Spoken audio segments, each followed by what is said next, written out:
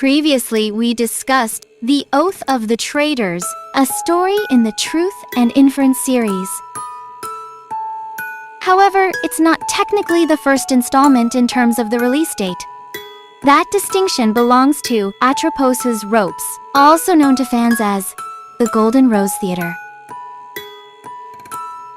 Released as an anniversary event in Season 12, Essence 1, the Golden Rose Theater has sparked debate among fans regarding its placement in the timeline. Some believe it occurs around the same time as The Oath of the Traitors, while others argue it takes place later. The story centers on Mr. Inference, a private detective hired by someone named DM to investigate an actress at the Golden Rose Theater. This investigation brings Mr. Inference into contact with a cast of memorable characters, including Lady Bella, Kroto, Scrooge, and Ronald of Nice. The Golden Rose Theater is all about what goes on behind the scenes at the theater, looking at the relationships and secrets of the people there. We're going to break down what happened in the story.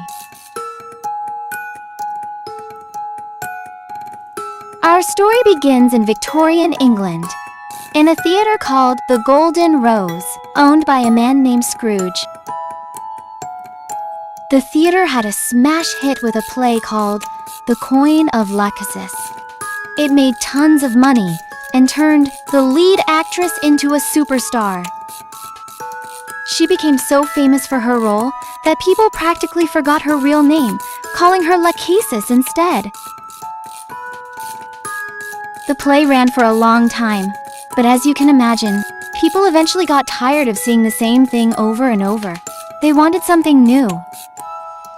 Unfortunately for Scrooge, he just couldn't come up with any good new plays. Everything he tried flopped, and the theater was in serious financial trouble, close to going under. Then came the news that Lachesis was leaving the theater. Her last performance in The Coin of Lachesis would be her final show. Tickets for this last performance were incredibly hard to get. Everyone wanted to see her one last time. But tragically, this final performance was also the last time she would be seen alive. She died right there on stage. The police investigated and found that her death was caused by a problem with the platform's safety equipment. Apparently, it hadn't been properly maintained. The mechanic responsible was blamed, sent to prison, and died within a year due to an existing illness. His son, who was studying in France at the time, came back for the funeral and then disappeared. No one heard from him again. Lachesis' death was a huge shock for the theater, but surprisingly, it didn't close down. It seemed that the theater received a huge financial support, keeping the theater afloat. The search for a new leading lady began, and many thought the supporting actress, Kroto, would get the part. She was becoming quite popular, and there were rumors that the director was even planning a third episode of the play that would focus on her character. This might be why Kroto decided to stay at the theater. However, to everyone's surprise, the director chose a French actress named Lady Bella. While she was beautiful and very talented, she was also known for being quite difficult. She insisted on having her personal maid with her at all times and had a reputation for a bad temper. It's interesting that, despite her personality, the director's next project wasn't about Kroto. Instead, it was about the goddess of destiny, a key figure in Atropos's Ropes, which was the second play in the series following The Coin of Lachesis.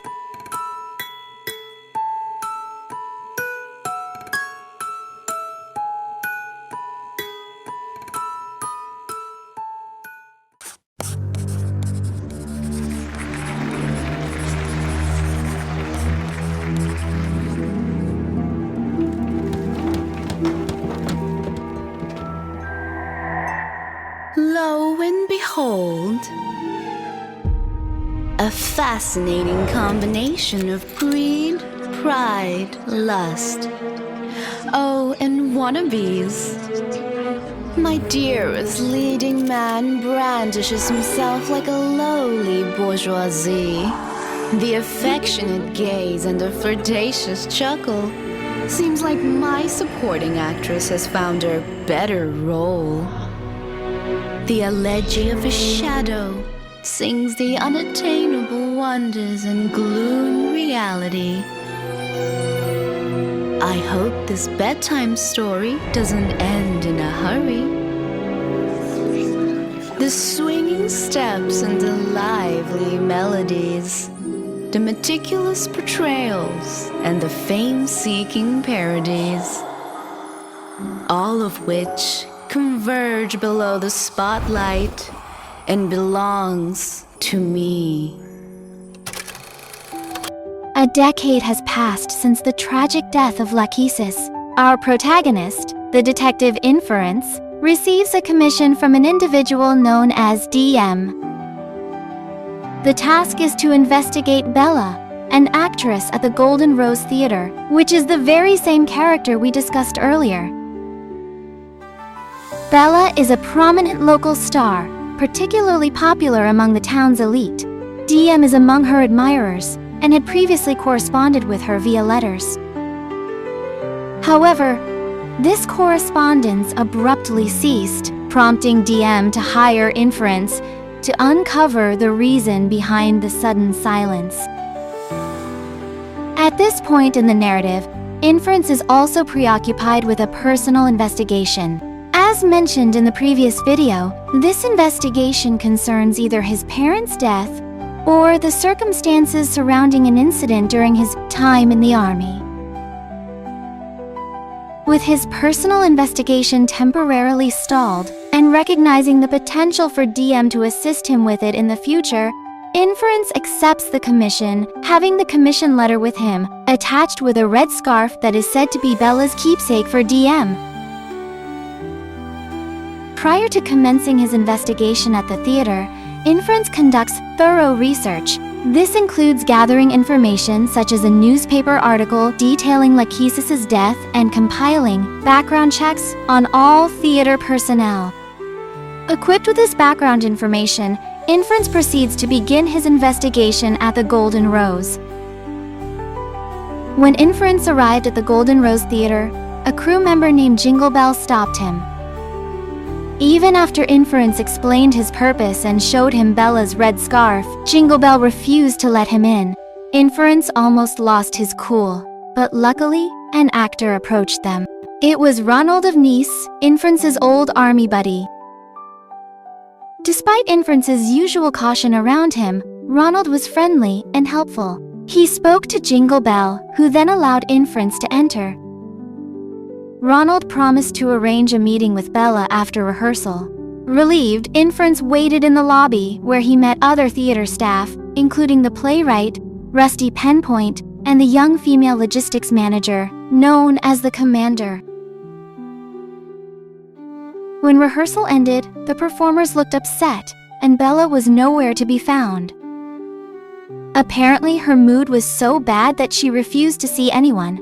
Ronald angrily exclaimed that perhaps she wasn't suited for the lead role. The director then appeared and apologized to Inference for the missed meeting, explaining he hadn't known about the extent of Bella's correspondence with DM. After the director left, the theater staff began arguing among themselves, some defending Bella, others criticizing her and supporting the second female lead, Kroto. Kroto herself intervened during a heated argument between Bella's maid, Phonograph, and another actress named Encore. She firmly told them to stop the drama, stating that casting decisions were the director's prerogative, not anyone else's, not even the theater's senior makeup artist, Fragrance Queen. It was revealed that Fragrance Queen had been with the theater even before Lachesis' death 10 years prior. Inference hadn't gained much useful information, but as he was leaving, a character named Golden Scissors approached him. Golden Scissors asked about the red scarf, the one DM had sent with the commission. Inference handed him the scarf. Upon inspecting, Golden Scissors confirmed he'd made the scarf, but said it wouldn't help Inference see Bella, as she no longer liked red. He had actually made 2 scarves, one red and one white. He also mentioned that Kroto coveted Bella's belongings and liked red, and that Golden Scissors would trade items that Bella didn't like to Kroto. That implied that the red scarf belonged to Kroto. With this info, Inference then realized that Kroto had been impersonating Bella in her correspondence with DM. She was the one who had been writing the letters all along. It was never been Bella. Inference relayed his findings about Kroto's impersonation to DM, along with the red scarf he had sent him earlier. With this, he considers his commission complete, or so he thought. Around a week later, during the week of the performance, Lady Bella was found dead in the theater. The circumstances of her death eerily mirrored Lachesis's. She died during a performance, falling from a platform. DM, who is a devoted fan of Bella, pressured the police to investigate thoroughly. However, a significant obstacle arose. DM insisted that Bella's body remain untouched to preserve her appearance in death. This demand effectively blocked the police from performing a proper examination, creating a deadlock in their investigation. Consequently, they turned to Inference once more. Sheriff Jose, a longtime friend of Inference, directly requested his help in solving the case. Inference never expected to return to the Golden Rose Theater, but there he was. Ronald greeted him upon his arrival and explained that 4 people were on stage when Bella died. The director, Scrooge, the supporting actress, Kroto, the mechanic, Smarty Pants, and the stuntman, Sparrow. The doctor's examination confirmed Bella's immediate death, right on the spot. When Inference asked Ronald to help him question the others, Ronald hesitated, mentioning that they were arguing in Bella's room. However, he eventually allowed Inference to join them. Inside Bella's room, a heated argument was taking place between Phonograph, Bella's maid, and the director. Phonograph was furious about Scrooge's order to clear out Bella's room so Kroto, now set to take the lead role, could move in and prepare. She protested that Bella hadn't even been properly laid to rest, yet her room was being emptied so hastily. Scrooge defended his decision, stating it was necessary for the sake of the performance, and admitting the incident had reawakened his trauma from Lachesis's death 10 years earlier. Kroto, however, was reluctant to move into the room, believing it was haunted by Lachesis's ghost. She claimed everyone had heard Bella muttering nonsense, calling out to Lachesis before she died. Phonograph, misinterpreting Kroto's words as mockery of her former mistress, confronted her physically. The 2 women left the room, leaving Ronald, Inference, and the makeup artist, Fragrance Queen, alone. Fragrance Queen refused to speak with Inference, insisting she had already told the police everything she knew. Ronald suggested Inference speak with the others first, offering to talk to Fragrance on his behalf. Inference then carefully checked out the second floor before heading back to the stage, where he found Smarty Pants and Sparrow talking. Even though the director had told Smarty Pants to keep quiet, she wanted to make sure nothing like what happened to Lachesis happened again, so she decided to tell Inference what she knew. She explained that Bella's fall from the platform just didn't make sense. The platform's design, which was made by a senior member of the theater, had been checked over really well by Smarty Pants before the show. She was sure there were no safety problems at all. Plus, she pointed out that the platform was so easy to use that the actress wouldn't have needed to go anywhere near the edge, so there was no real reason for her to fall.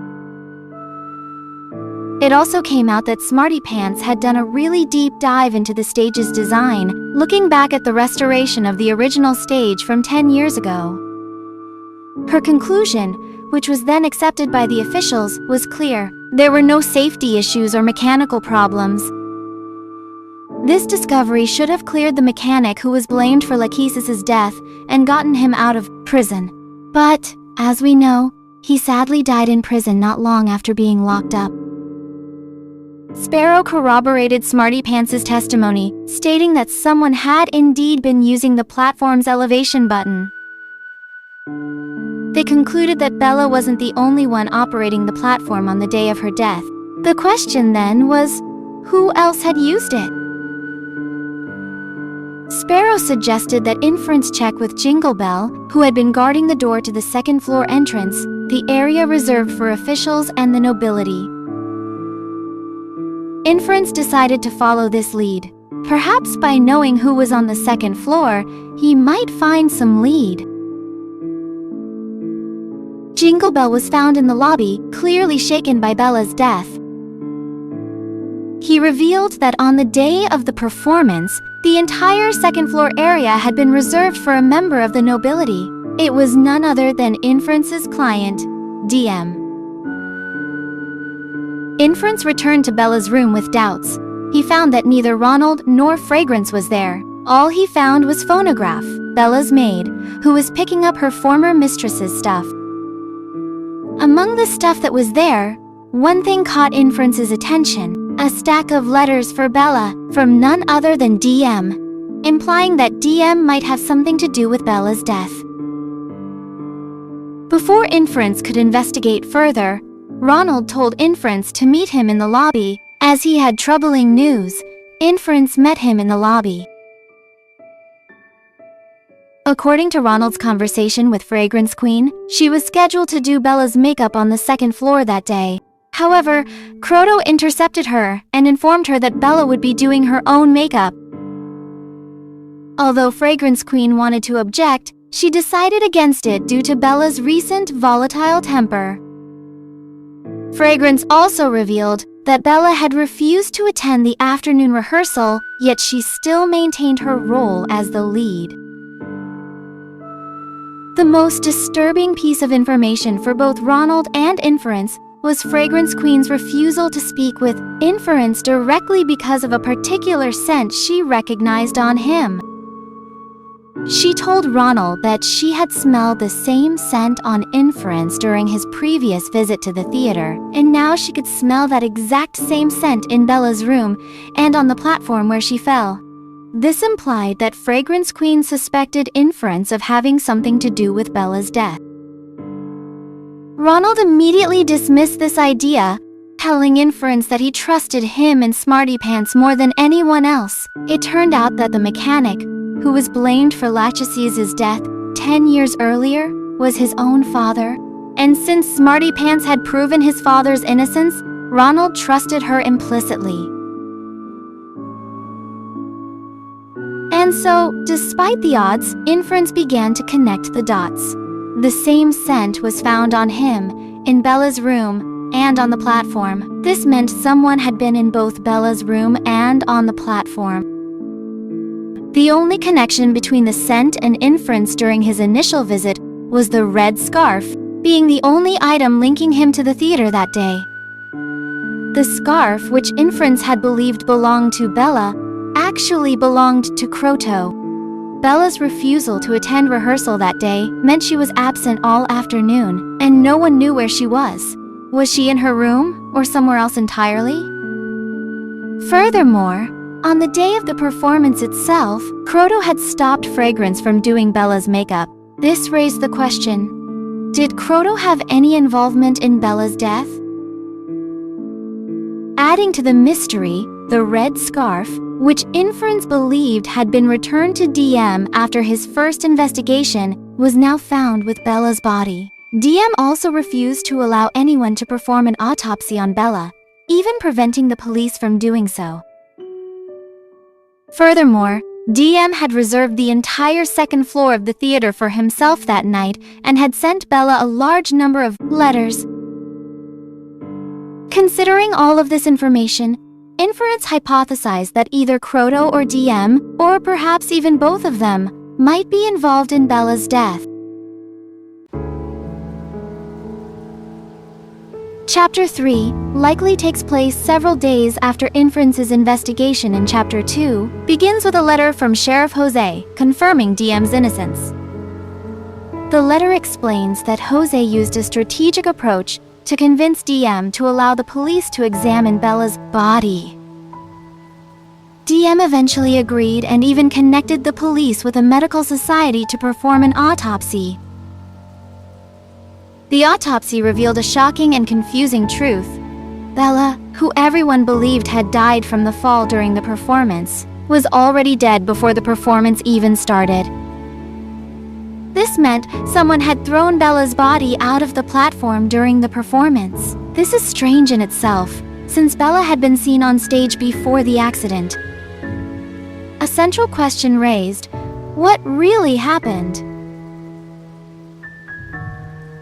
As for DM, he had been at a city council meeting before the performance, and many people could confirm his presence there. This evidence cleared DM as a suspect. However, Sheriff Jose pointed out that other suspects remained.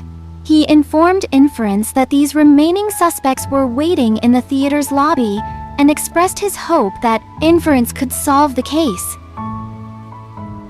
Convinced that Bella's death was not natural, Inference resumed his investigation.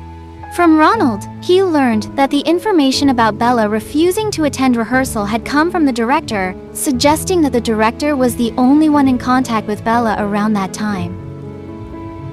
Ronald then vouched for his own innocence, as well as Rusty pen points, stating they had been together checking the stage preparations until the evening.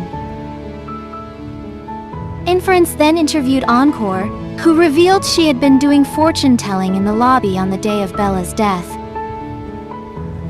However, something she said intrigued Inference. She claimed Bella's death wasn't an accident, but was caused by Lachesis' grudge. Curious about this alleged grudge, Inference was then approached by Golden Scissors, who offered an explanation. Golden Scissors explained that Lachesis was planning to move to France because the theater was almost bankrupt. But after she died, the theater suddenly got a bunch of money and stayed open. Golden Scissors said people were saying the director got a big payout from an insurance policy on Lachesis, and he used that money to save the theater. About where he was when Bella died, Golden Scissors said he was in the lobby reading a newspaper. Encore and the commander can back him up on that. This also gives the commander an alibi, since she was in the lobby making dinner. She did make a mean comment about Bella though, which made Sparrow mad.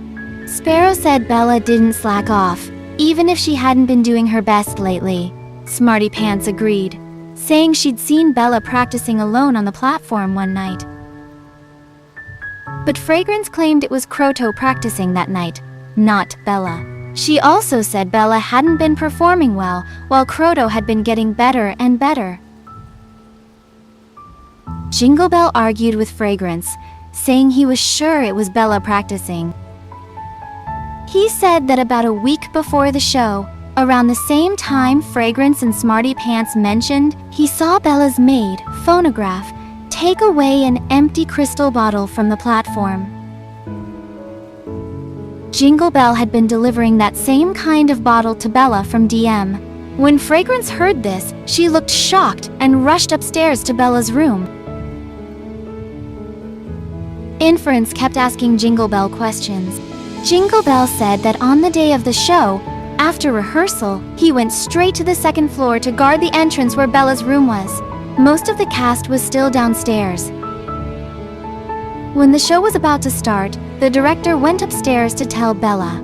He came back down when DM arrived, and then Kroto went upstairs.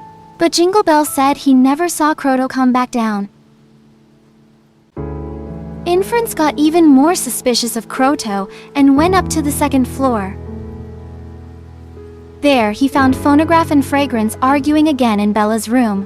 Phonograph told Fragrance that Bella had stopped taking some kind of medicine because it had been made illegal, and that Bella hadn't contacted DM after that. Apparently, Bella had been getting some illegal drugs from DM, which Fragrance knew about.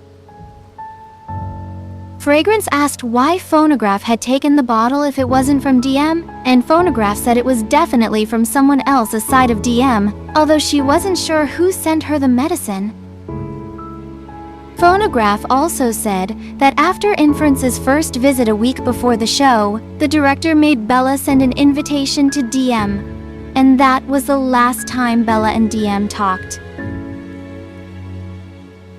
Scrooge, who was also in Bella's room, surprisingly asked Fragrance and Phonograph if they knew DM was interested in Bella. He seemed shocked, especially that Fragrance knew about DM sending Bella medicine. Fragrance casually said that ever since Scrooge had used the insurance money from Lachesis to save the theater and hire Bella, she didn't trust him anymore. It went quiet after that, until Kroto showed up. Inference then questioned Kroto about where she was during the performance. Kroto seemed a little panicked, though she tried to stay calm. She claimed she had been resting on the second floor that day, because she wasn't scheduled to perform. Inference pointed out that the police report listed Kroto as being on stage and among the witnesses to Bella's fall. Kroto then changed her story, saying she had gone downstairs after hearing the commotion. Even with this new explanation, Inference pressed on, reminding Kroto that Jingle Bell hadn't seen her return downstairs from the second floor entrance. This meant the only way she could have gotten back to the stage was by using the platform itself. This led to a disturbing conclusion. Kroto had either pushed Bella or pulled her off the platform. Inference then revealed another crucial piece of evidence. The red scarf found with Bella's body belonged to Kroto. Hearing this accusation, Kroto was speechless. Phonograph, however, flew into a rage, physically attacking Kroto, and the two women wrestled on the floor. Phonograph yelled that Bella wouldn't have gotten in the way of Kroto and DM, yet Kroto had taken her mistress's life. Kroto retorted that Bella was already dead before she even went on stage. Her eyes darted towards the director, pleading for his help and asking him to tell everyone that she had only brought Bella's body under the platform.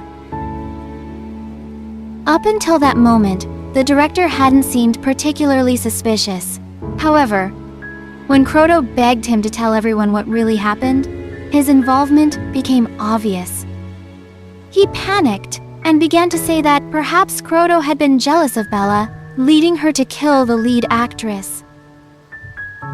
Inference then told her that Bella's inspection report proved she wasn't lying and that she wasn't present at the actual time of Bella's death. However, he revealed that on the day of the performance, the Bella who was on stage was actually Kroto disguised as her, while the real Bella was already dead.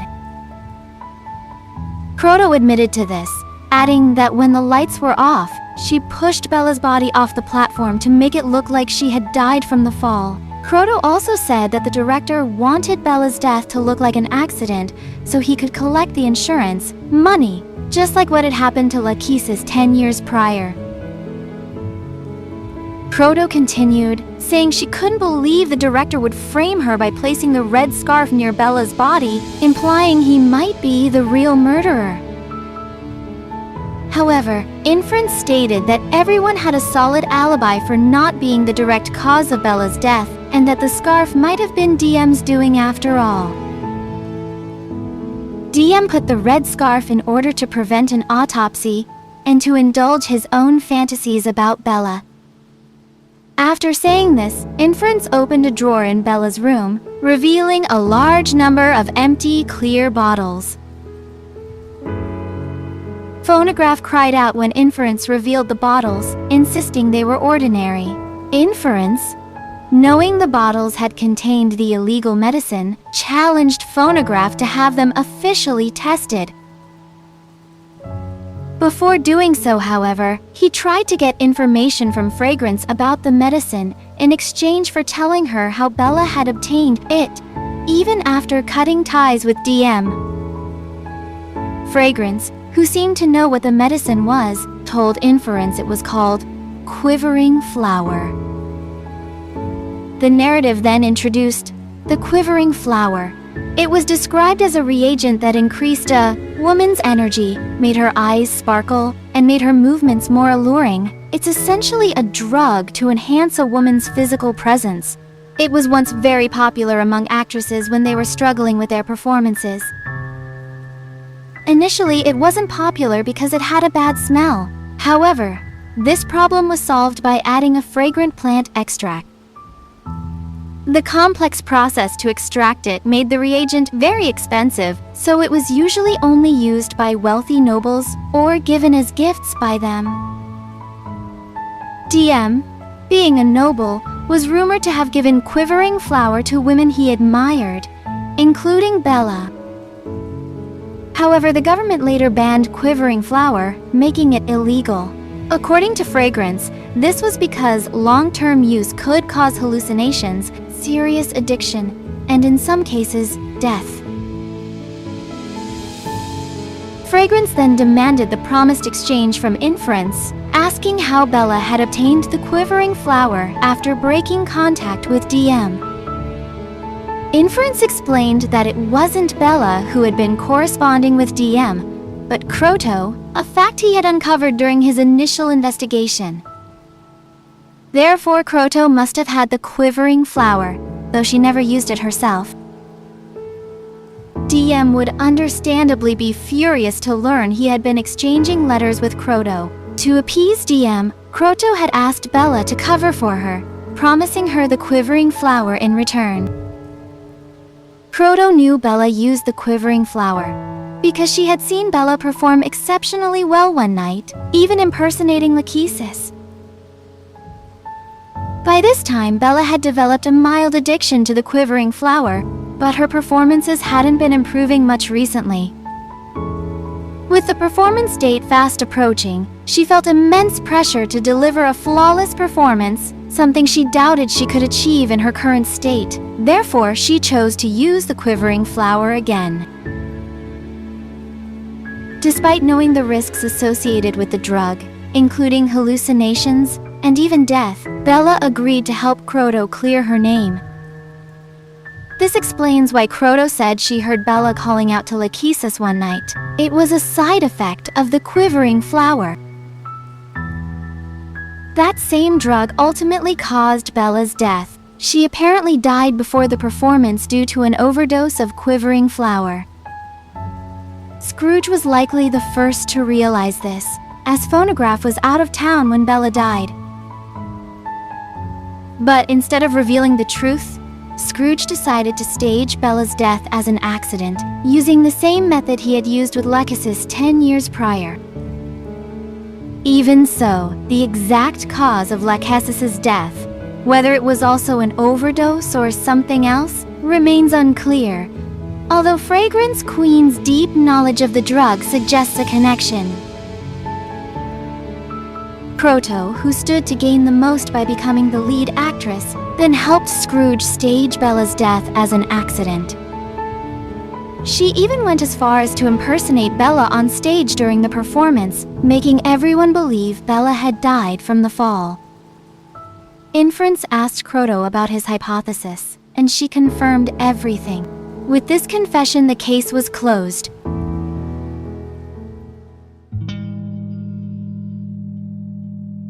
Inference submitted his field investigation report, containing the full truth of the matter, to Sheriff Jose.